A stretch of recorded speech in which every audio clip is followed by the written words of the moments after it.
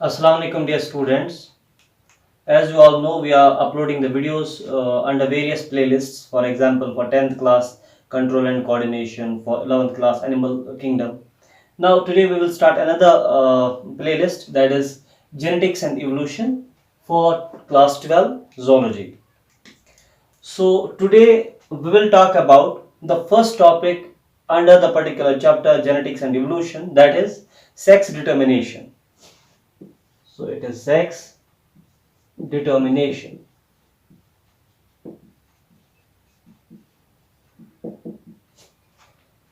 So what is sex determination?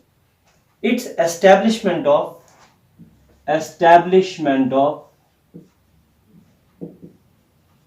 sex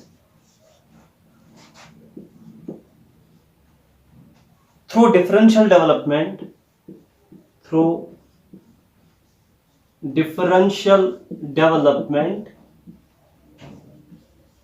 development in an individual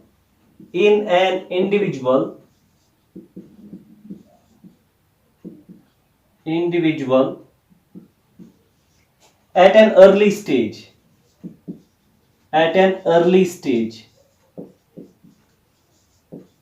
Okay, so it's establishment of sex through differential development in an individual at very early stage of the development. Simply हम ये कहेंगे कि whether an offspring will be developed into a male or a female, इस बात का determine होना, it is the particular sex determination. Okay, now sex determination has been most studied question in the history of embryology. It was the most studied question in the field of embryology. And the study of sex determination starts from Aristotle. It starts from Aristotle. Aristotle ने कहा था females are underdeveloped males. इसने कहा था females are underdeveloped males.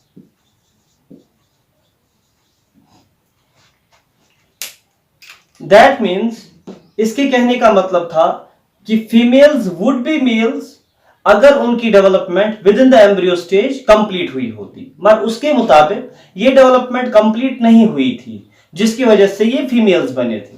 अब ये theory तो हजारों साल चली, बट इन 20th सेंचुरी ये पता चला कि there are chromosomes behind it. For example, X chromosome and Y chromosome is behind the sex determination, right? लेकिन एरिस्टोटल के इस ओल्ड टाइप ऑफ थियरी से लेकर के क्रोमोसोमल सेक्स डिटर्मिनेशन तक एक बहुत ही ज्यादा टाइम गैप गुजरता है, जिस दौरान कई ज्यादा और रिसर्चेस पे होते हैं. कईयों ने ये बिलीव किया था कि it depends on the environment only. It depends on environment of an organism. In which environment an organism is living, the development of organism into a male or into a female will depend on that. So ये सारी चीजें जो है ये history of the sex determination में आती हैं. खैर हमें इस बारे में बात तो करनी नहीं है, ये जनरल इंट्रोडक्शन था इस बारे में कि आज जो हम सेक्स डिटर्मिनेशन पढ़ते हैं इससे पहले भी कुछ था. तो let's talk about what type of sex determinations do actually exist, right? So let's start. Methods of sex determination are generally four. So there are four types of sex determination. One is environmental sex determination.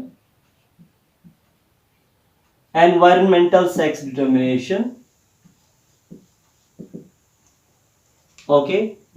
Second is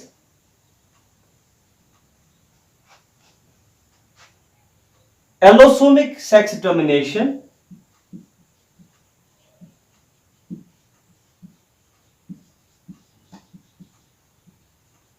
Allosomic sex determination. Another is non-allosomic sex determination.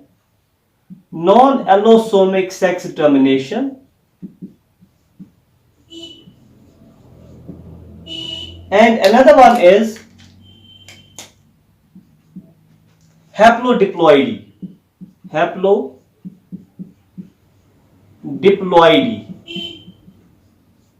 अब ये क्या है, पहले थोड़ा सा इनके बारे में जनरल इंट्रोडक्शन, और उसके बाद one by one we will talk about the environmental sex determination. Environmental sex determination जो है, एनवायरमेंटल सेक्स डिटर्मिनेशन में whether the organism will be developed into male or female depends on the environment. For example, it may depend on temperature of the water in which an organism lives. It may depend on some other conditions. That means the environmental factors play a vital role. In allosomic sex determination, it is a type of sex determination in which organisms have a separate sex chromosome. They have the chromosomes for the sex determination, but the separate chromosomes X and Y, okay, or Z and W, or anything else like that. So whatsoever the chromosome has been designed with the name, so X है, Y है, Z है, W है, उसके बारे में इंशाल्लाह पढ़ने वाले हैं. So separate sex chromosomes are there which determine the sex of the particular offspring. Non-allosomic sex determination भी chromosomal sex determination ही है. So in this also there are the chromosomes meant for sex determination, मगर separate chromosome नहीं, बल्कि general chromosomes पे ही genes होते हैं. For example, there are the general chromosomes in an organism, okay, जिनके बाकी सारे functions हैं, they determine many functions. So उनमें से कुछ functions determining the sex. So अलग sex chromosome नहीं है, लेकिन normal chromosomes पे ही genes हैं जो determine करते हैं whether the organism will be male or female. Now another one is haplodiploidy. इन हैप्लोडिप्लॉइडी एक अजीब सा सिस्टम है. अगर एग फर्टिलाइज हुआ तो वो बन जाएगा मेल.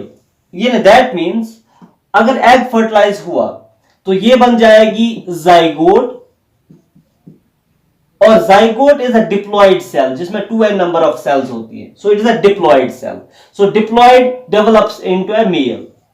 लेकिन अगर एग फर्टिलाइज नहीं हुआ ये रह जाएगा हैप्लॉइड, ये रह जाएगा 1n, ये फर्टिलाइज नहीं हुआ. लेकिन जनरल क्या होता है, अगर एग फर्टिलाइज नहीं हुआ तो वो लॉस होता है. अगर आप ह्यूमन बीइंग्स की बात करें, जैसा आपने पहले यूनिट में देखा होगा कि अगर एग फर्टिलाइज नहीं हुआ तो it was lost in the menstrual cycle.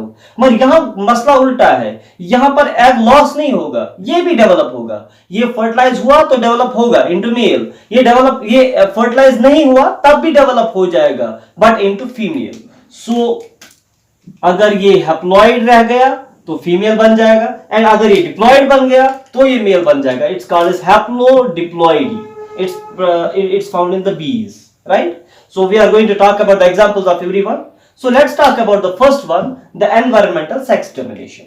जैसा हम लोगों ने पहले ही कहा, in environmental sex determination, whether an offspring develops into male or female depends on environment, right?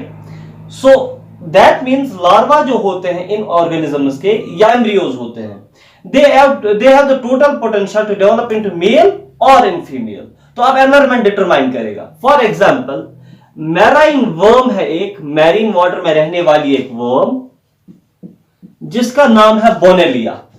इसका नाम है बोनेलिया. बोनेलिया में environment determine करेगा whether the larva can be developed into a male offspring और I can say male adult or a female adult. कैसे? अगर बोनेलिया की कोई लार्वा वर्म जो है, यानी इसका कोई भी लार्वा सेटल डाउन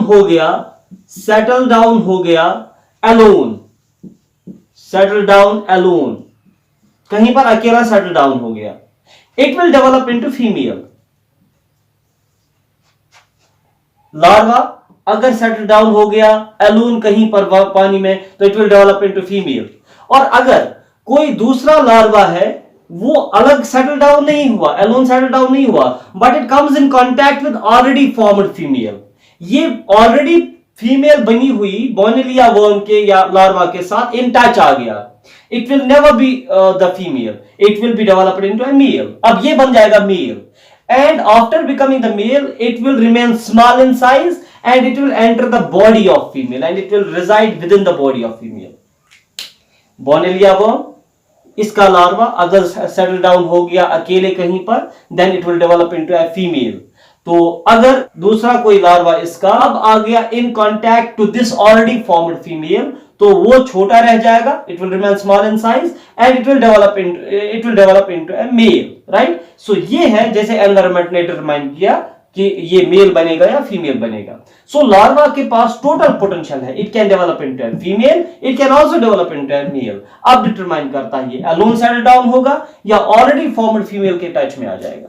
अब क्रोकोडाइल्स में क्या होता है, क्रोकोडाइल्स में अगर लार्वा जिस पानी में है, if the temperature of water is less temperature of water, कौन सा वाटर, जिसमें क्रोकोडाइल के लार्वा रहते हैं। नाउ अगर उस वाटर का टेम्परेचर लेस था, it will induce the female character to the crocodile larva, it will induce female character to the larva. तो जितने भी लार्वा मौजूद हैं, अगर वाटर का टेम्परेचर डाउन था, the crocodile larva will be developed into a female. And अगर temperature ज्यादा था, if the temperature is high temperature helps the individuals, I can say larvae, helps the larvae to develop into males. So high temperature male character, low temperature female character. तो ये है crocodile. इसी तरह से बोनेलिया, these are two examples of sex domination on the basis of environment. There are turtles, they have the exactly same type of sex domination as of crocodiles, but there is a different arrangement. What is there? The temperature which is below less than 28 degrees Celsius, it induces the male character, or I will write maleness. And the temperature which is greater than 33 degrees Celsius induces femaleness. So male character less than 28 degrees Celsius and greater than 33 degrees Celsius, it is female character, right? So vice versa. Now the question arises, because you may have the question in your mind, if the temperature is between 28 and 33, what will happen? And here also, if the temperature is neither high nor low, what will happen?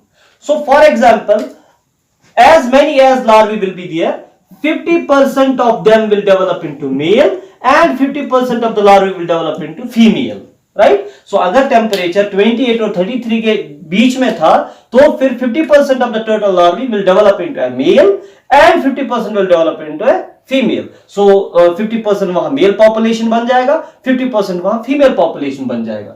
But ये था environmental sex domination. In environmental sex domination, genetics has nothing to do with this. So ये total environment पे depend करेगा whether the larva will develop into a male offspring or a female offspring.